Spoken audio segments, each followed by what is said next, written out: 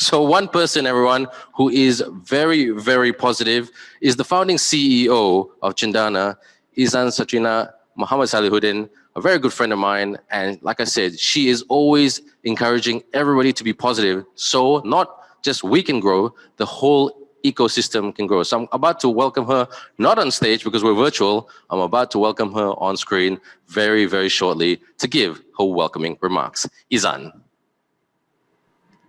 Thank you, Ben, and thank you for such a sweet introduction of me. I haven't seen you at school for a while now, since our kids go to the same school. But That's right. Thank you for having me. I'm always nervous before a speech, so thanks for making it easy. So I'll start. Hello, everybody. Assalamualaikum. Salam sejahtera. Pembuka kata lidah bicara. Izinkan saya, Izan, mulakan acara. Semoga Creative Economy 2021 Forum fokus on art and culture walaupun CMCO disambut dengan ceria.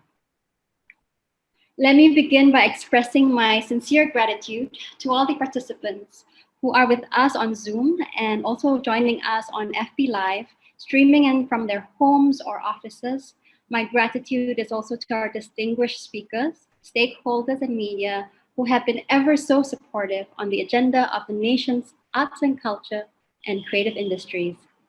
Both our forums on the 6th of October and today was meant to be held physically live, but for clear safety reasons, we had to adapt like everybody else in the scene and go digital.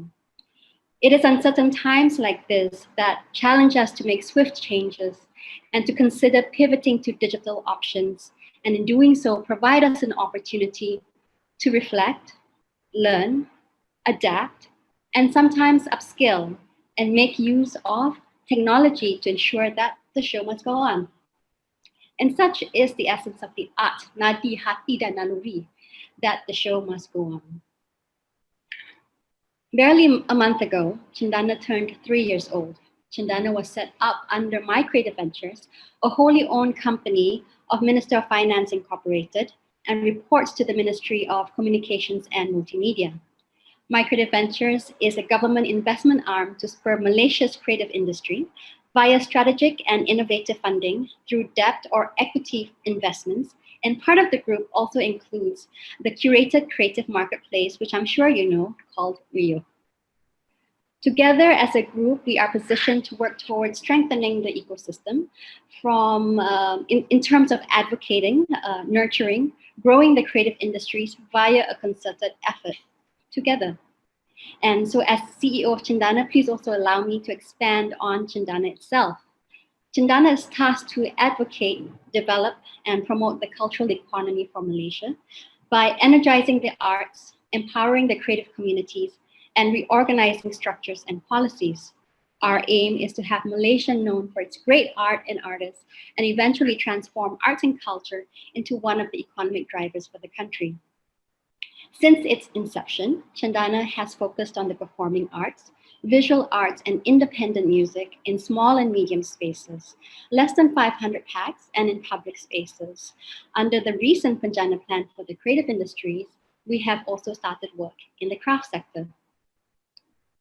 The work done by CENDANA from 2017 to 2019 via the various efforts and funding programs that we have, for example, mobility, development, capacity building, or efforts like the arts education schemes that we have, or Art in the City, or our Panggung Rakyat as well, really is about bringing the artists together, but also together with My Creative Ventures and Rio, who work across the wider creative industries, content creation, literature, music, fashion, creative education, design, culinary arts, and more, together as a group has collectively lent valuable support to many, many folks. This includes more than 370 organizations or creative setups. We have provided mostly part-time jobs to freelancers to more than 11,000 nationwide. We have engaged more than 350,000 people, upskilled nearly 2,000 industry players through various workshops that we have conducted or what we have conducted with various arts and creative organizations. Now, while the intrinsic mission has always been to enhance the economic value of arts and culture and creative industries in the country, having collectively with MyCV delivered more than 510 million in the economic impact to date, perhaps the true satisfaction lies in something deeper. In working with CENDANA, what I feel, and I'm sure the team shares the same sentiments with me, is that we have gained a window of opportunity to contribute to the lives of many talented individuals who inspire us with their stories, even though they strive to earn a living through their craft, and yet so positively and passionately representing our nation across the local and global map.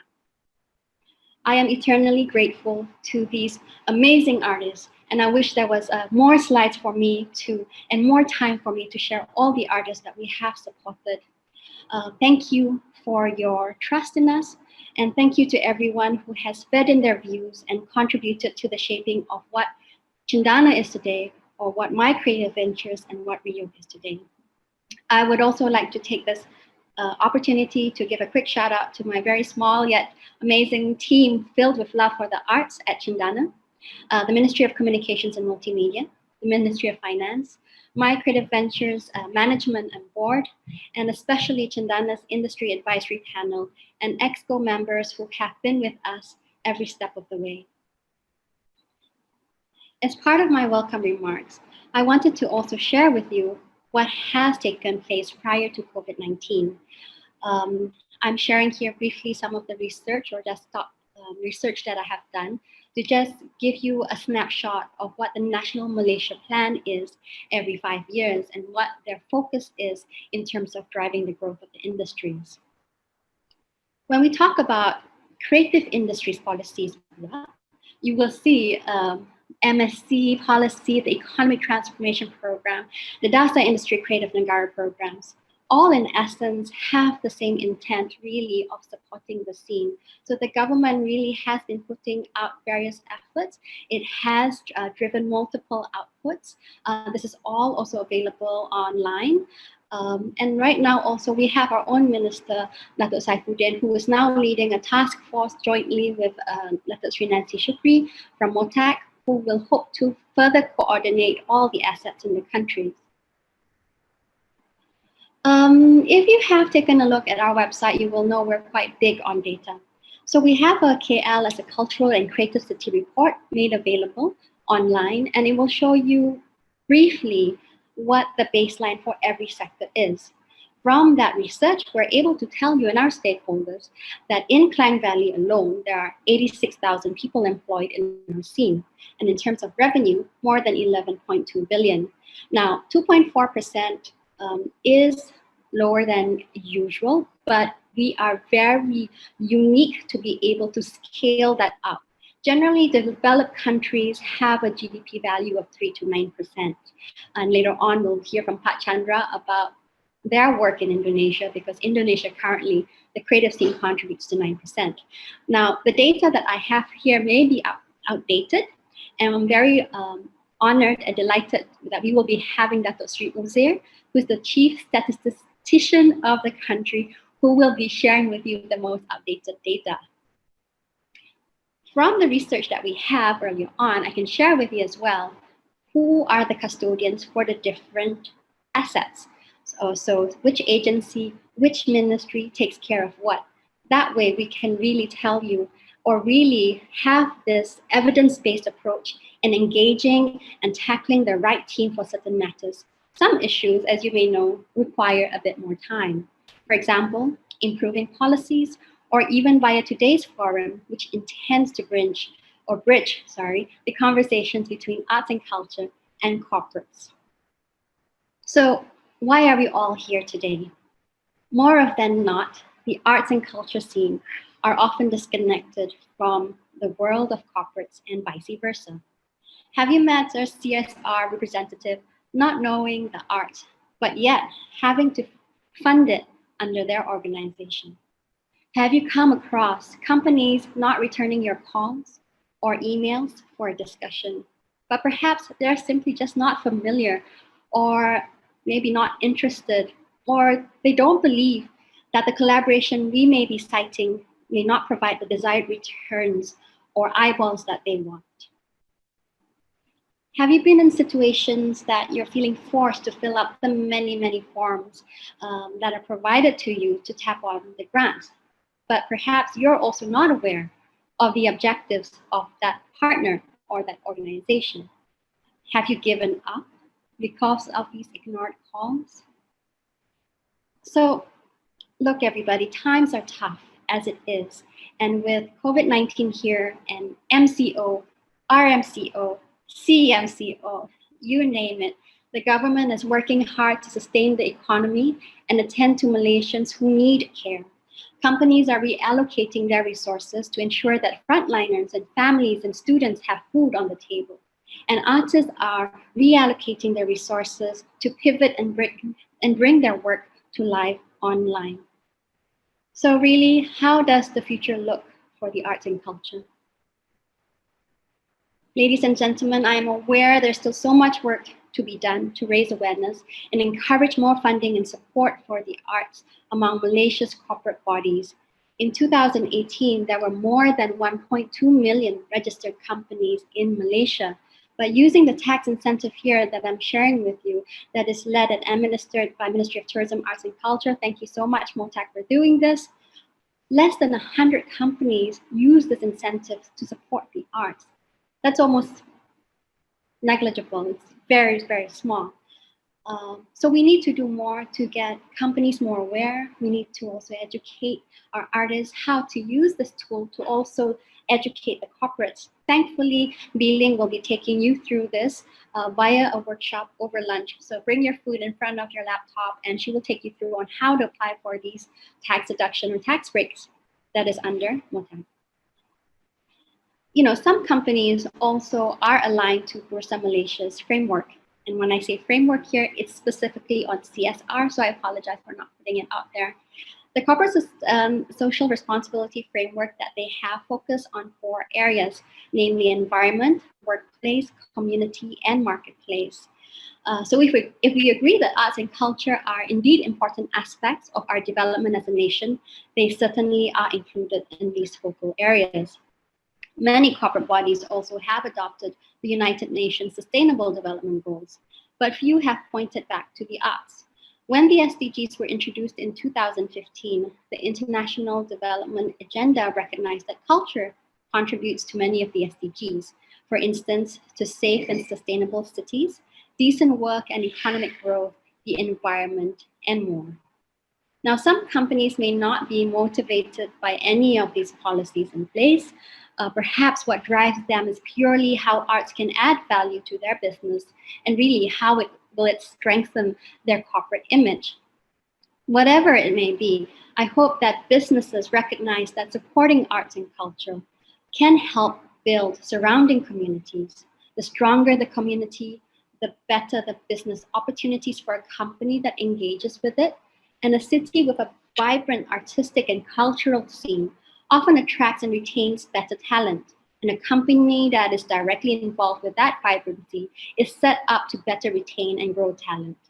Businesses that support local arts and cultural organizations can add value to their corporate brand, and eventually at times even affect the bottom line. So ladies and gentlemen, today's virtual forum hosted by CENDANA Micro Ventures and Rio is a follow-up conversation to the forum organized on 6 October 2020.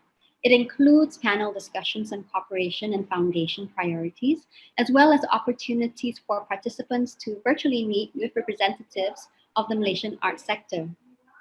The highlights of the forum include, of course, a presentation by our own Minister, Yang Berhormat Datuk Saifuddin Abdullah, the Minister of Communications and Multimedia, who will be sharing about some special announcements later in the afternoon.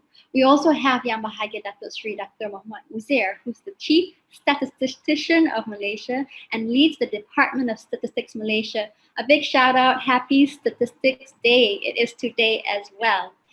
And we will also have Pak Chandra, who is the Director for International Interinstitutional Relations for Ministry of Tourism and Creative Economy, Indonesia.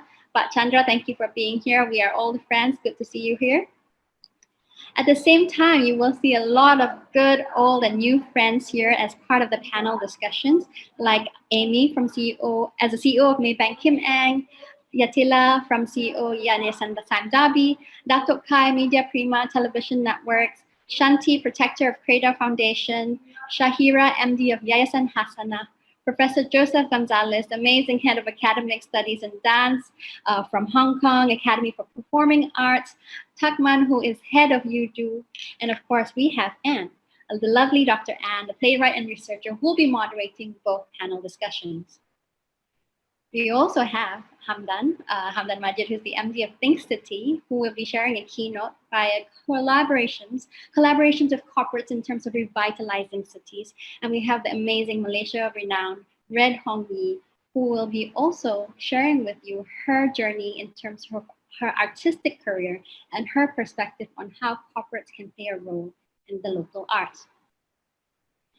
As you may have seen, we have also had the pleasure of viewing and experiencing some of the Cendana beneficiaries and the work that they do. Thank you, thank you. I know that the arts is most intimately experienced physically. Thank you for taking the time to record it so that we can view it online. Now with that, I will leave you with Ben, and I'd like to conclude really by expressing my hope that everyone will have an insightful and productive day hearing from and engaging with our speakers. I do hope that you will also take this opportunity to share your stories and experiences and contribute your ideas on how we can further bring our conversations closer between the arts and culture and businesses in Malaysia. It's a start, it's a good start. I hope to do this more frequently with the team. Thank you, and back to you, Ben.